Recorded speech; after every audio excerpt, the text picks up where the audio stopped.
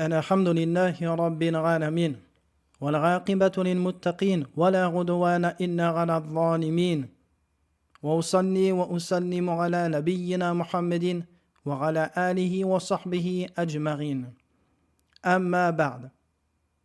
Nous voici à la troisième leçon de notre série sur la jurisprudence simplifiée du jeûne du mois de Ramadan. Très bien, rappelez-vous dans la première leçon, lorsque nous avons parlé du jugement juridique du jeûne du mois de Ramadan, nous avons dit que lorsque certaines conditions sont réunies, il incombe à tout musulman et toute musulmane de jeûner le mois de Ramadan. Eh bien, dans la leçon d'aujourd'hui, la troisième leçon, nous allons voir ces conditions. C'est ce qu'on appelle les conditions de l'obligation. C'est-à-dire que lorsque ces conditions seront réunies, le jeûne deviendra obligatoire pour tout musulman et toute musulmane. Très bien, commençons. Donc, les conditions pour que le jeûne du mois de Ramadan soit obligatoire. Ces conditions sont au nombre de 6. La première condition, l'islam. La deuxième, la raison. La troisième, la puberté. La quatrième, la résidence.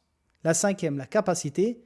Et la sixième, le fait que la femme ne soit pas en état de menstru ou dans ses lochis.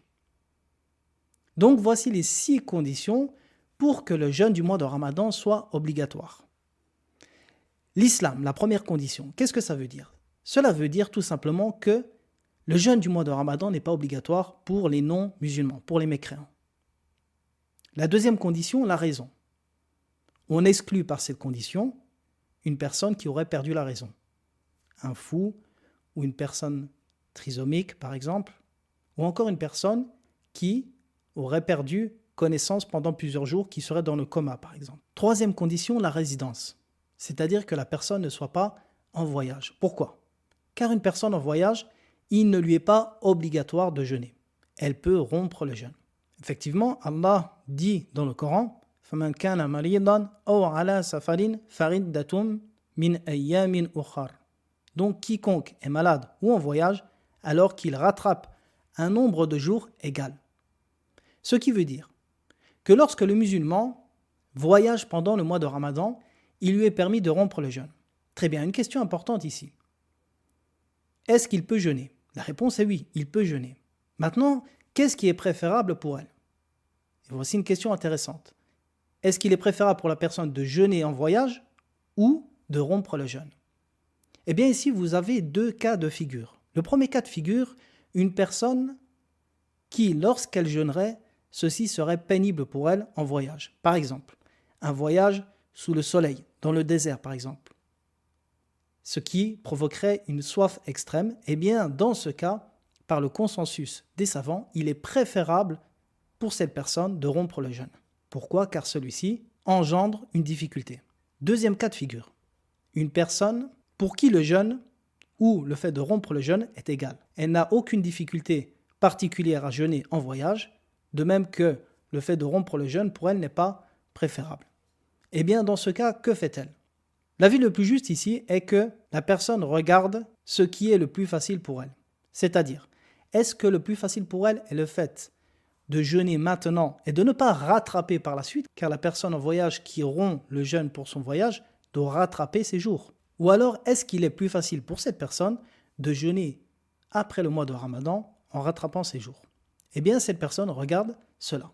Qu'est-ce qui est le plus facile pour elle? Et alors à elle d'appliquer cela.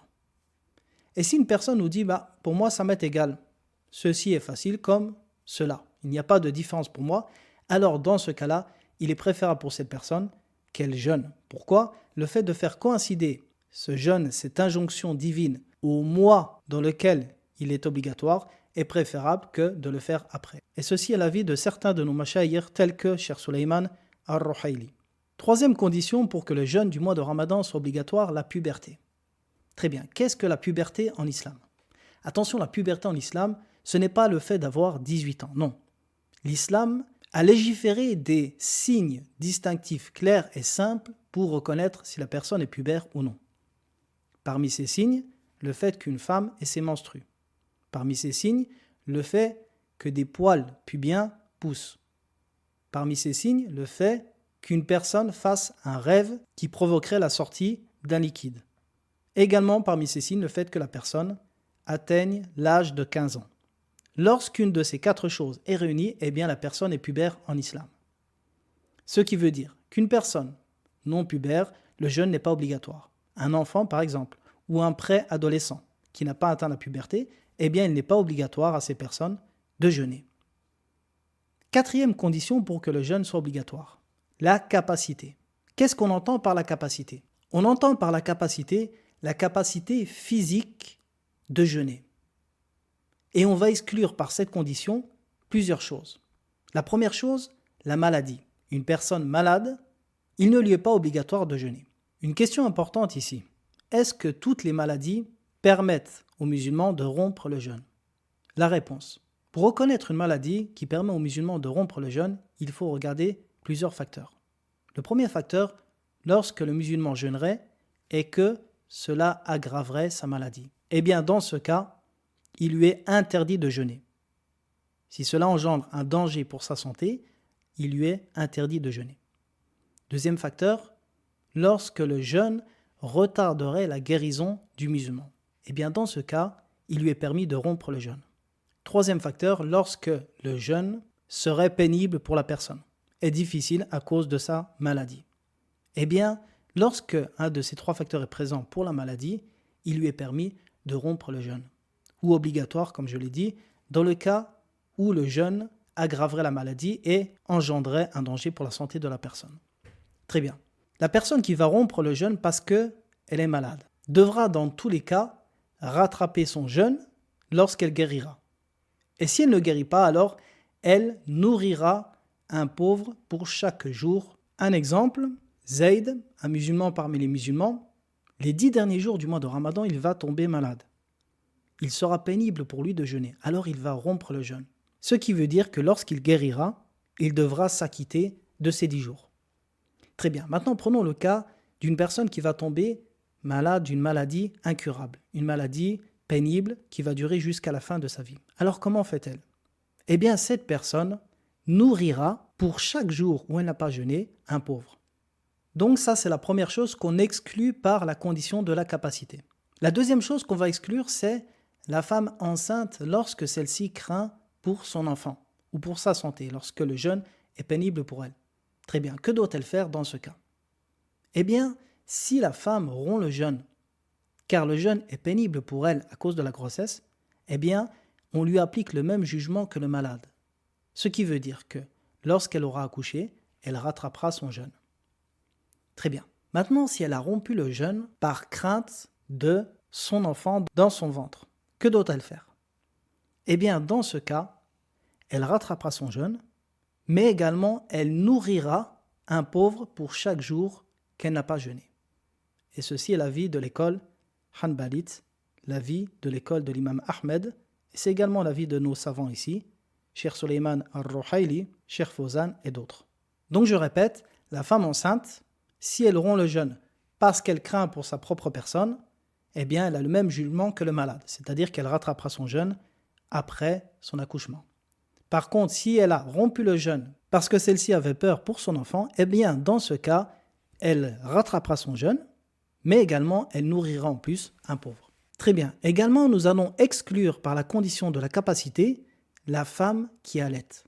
La femme qui allaite a le même jugement que la femme enceinte, c'est-à-dire que si celle-ci rompt le jeûne par crainte pour sa santé, eh bien elle rentre dans le même jugement que le malade, c'est-à-dire elle rattrapera son jeûne par la suite. Par contre, si celle-ci rompt son jeûne par crainte pour son nouveau-né, parce que celle-ci va manquer de lait pour lui par exemple, eh bien il lui est permis de rompre le jeûne. Seulement, elle va rattraper son jeûne par la suite et en plus, elle nourrira un pauvre pour chaque jour qu'elle n'a pas jeûné. Et dernière chose qu'on va exclure par la condition de la capacité, c'est les personnes âgées. Il n'est pas obligatoire de jeûner aux personnes âgées lorsqu'elles éprouvent une difficulté dans le jeûne.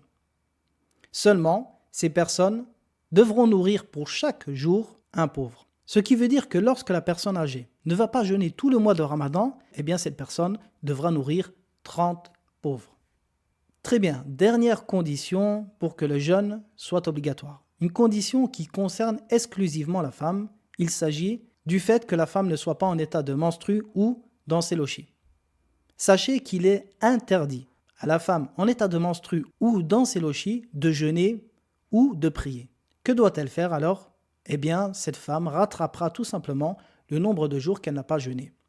Un exemple, une femme, pendant les 7 derniers jours du mois de Ramadan, va avoir ses menstrues. Eh bien, elle s'abstient de jeûner et ensuite elle rattrapera 7 jours. Et elle a jusqu'au Ramadan d'après pour rattraper ces jours.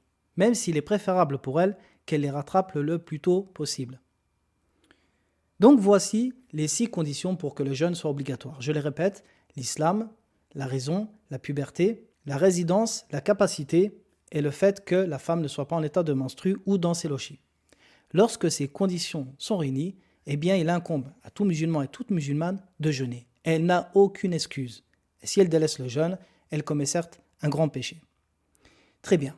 Une question importante ici. Lorsque ces conditions vont se réunir et se compléter pendant une journée du mois de Ramadan pour une personne.